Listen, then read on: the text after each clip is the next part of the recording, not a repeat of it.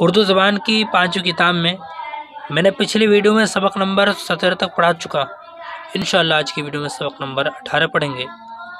اور ماشاءاللہ کچھ بھائی ایسے ہیں جو ہماری ویڈیو ریگولر دیکھ رہے ہیں، کمنٹ بھی کر رہے ہیں، جیسے ایک بھائی کا نام نجر نظامی بھائی ہیں۔ یہ بھائی مسلسل ہماری ویڈیو کو دیکھتے ہیں، لائک بھی کرتے ہیں، فیڈ بیک دیتے ہیں اپنا۔ اب حضرات سے گزارش ہے کہ آپ بھی ہماری ویڈیو کو لائک کریں اور کمنٹ کر کے بتائیں کہ میں کیسا پڑھا رہا ہوں، ٹھیک ہے؟ تو ویڈیو کو شروع کرنے سے پہلے اگر آپ چینل پر نئے ہیں تو چینل کو ضرور سبسکرائب کر دیں، لائک کر دیں۔ چلیے شروع کرتے ہیں۔ بسم اللہ الرحمن الرحیم۔ غلامی کا انسداد۔ 18ویں صدی کے اواخر تک ملک انگلستان میں بھی رسم غلامی اسی طرح جاری تھی جس طرح دنیا کے تمام اطراف و اکناف میں اس کا عام رواج تھا۔ اکثر آدمیوں کو جبراً گرفتار کر کے دور دست جزائر میں جہاں مزدوروں کی ضرورت تھی روانہ کر دیتے تھے، جس طور سے آج کل اسباب اور مویشی کی فروخت کے اشتہارات اخباروں میں چھپتے ہیں۔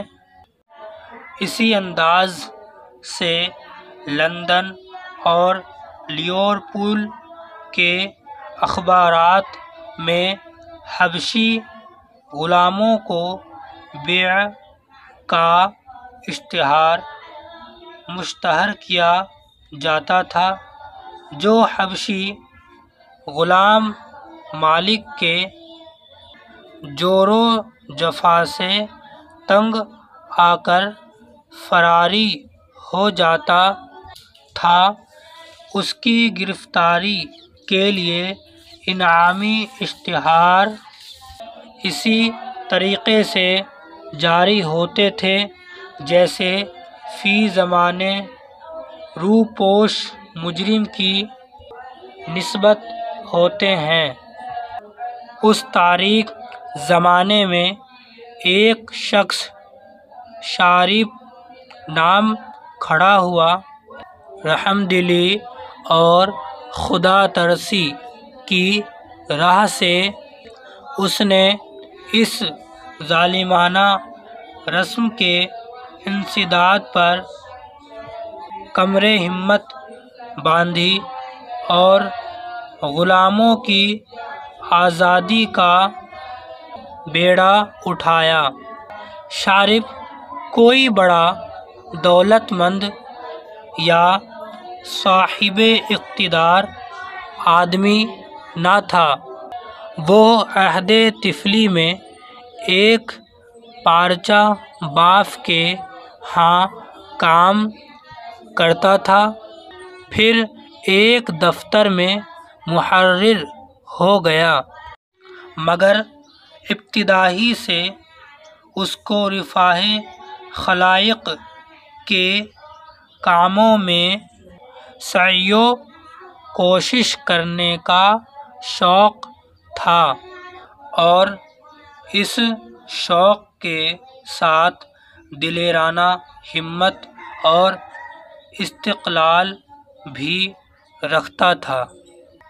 غلاموں کی حمایت پر متوجہ ہونے کا باعث یہ ہوا کہ ایک روز شارپ صاحب نے ایک مصیبت زدہ اور بیمار و ناچار حبشی کو در بدر گدائی کرتے ہوئے دیکھا۔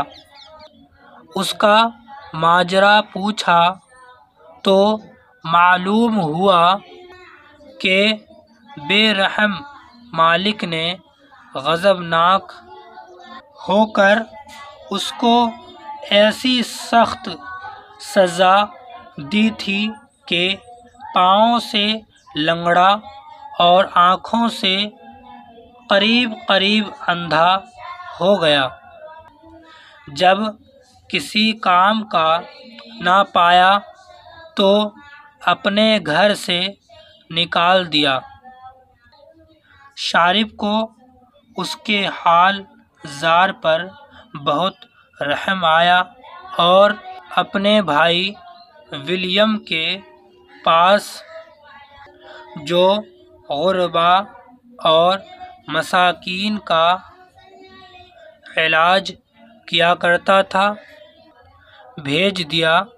چند روز میں ولیم کے حسن تدبیر اور معالجے سے وہ صحیح اور تندرست ہو گیا۔ تب شارپ صاحب نے اس کو ایک جگہ نوکر رکھا دیا۔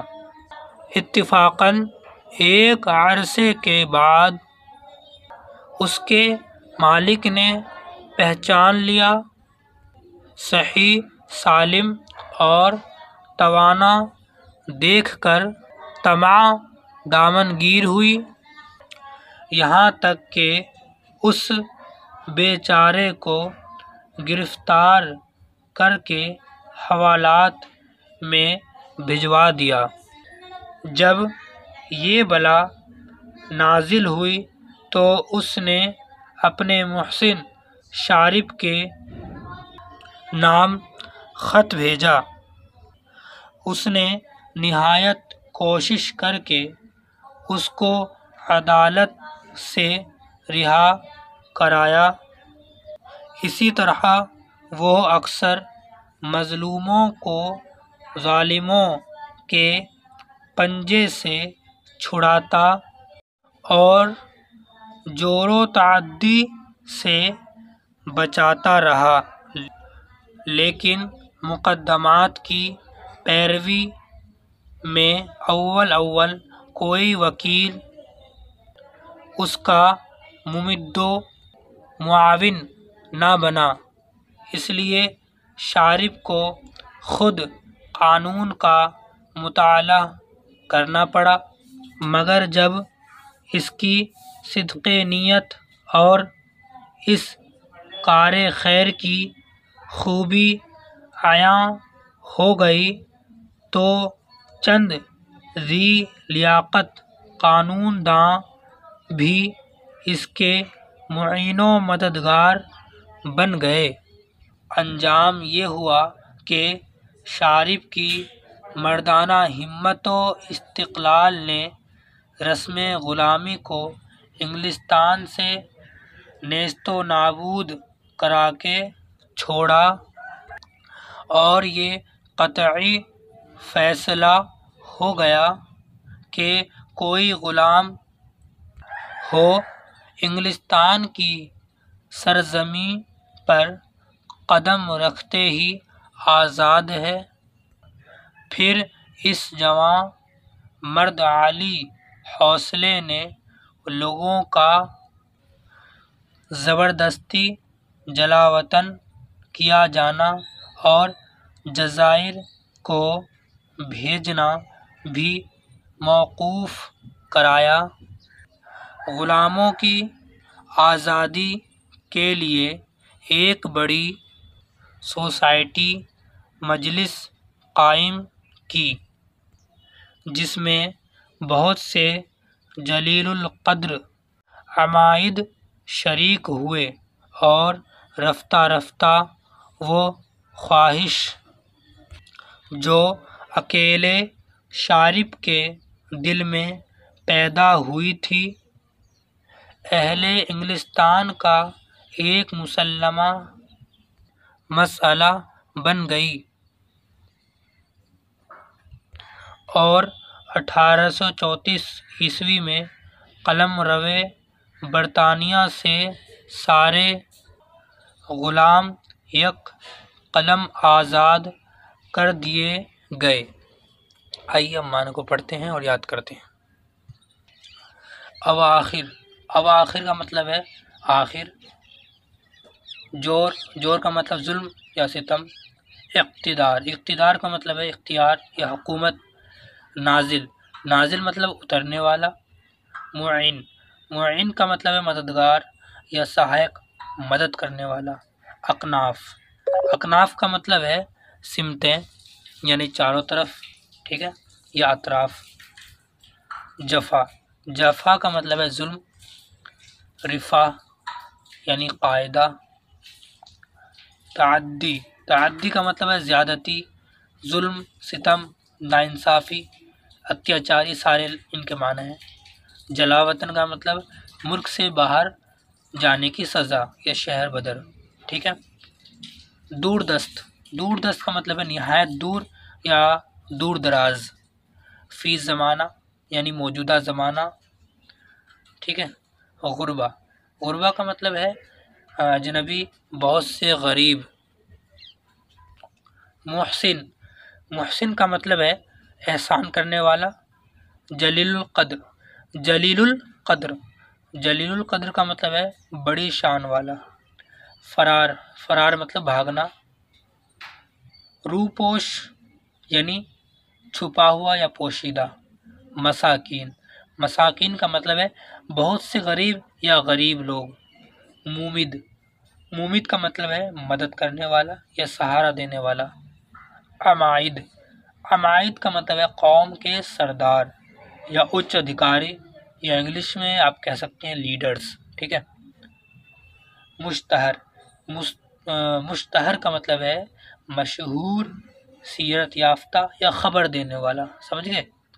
انسداد، انسداد کا مطلب ہے، انسداد کا مطلب ہے جیسے کہ جڑ سے ختم کرنا، ٹھیک ہے۔